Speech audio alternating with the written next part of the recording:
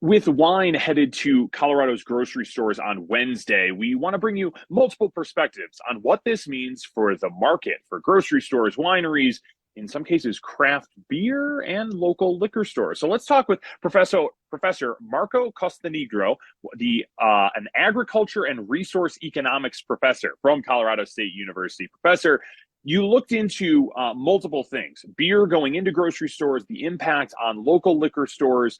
We've heard a lot from local liquor stores concerned about wine. So let's start in the past. When beer went into grocery stores, full strength beer, a lot of local liquor stores were concerned it was going to put them out of business. What did the actual data, what did your research actually find about what happened back then? All right, Jason. Thanks for having me.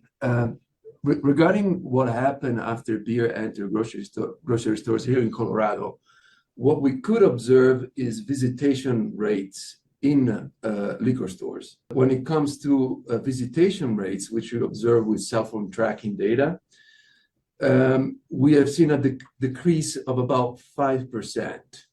We could see this unfold through the period from inception of the new policy until the time when we hit the pandemic. So that's the data span that we look at. Moving forward, wine goes to grocery stores. That could potentially take more customers away. What could we see? Yes.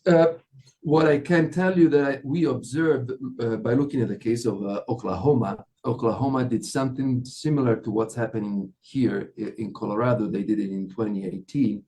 Where they introduced both beer and wine into grocery stores. And the same measure, the visitation rates went down by about 10%.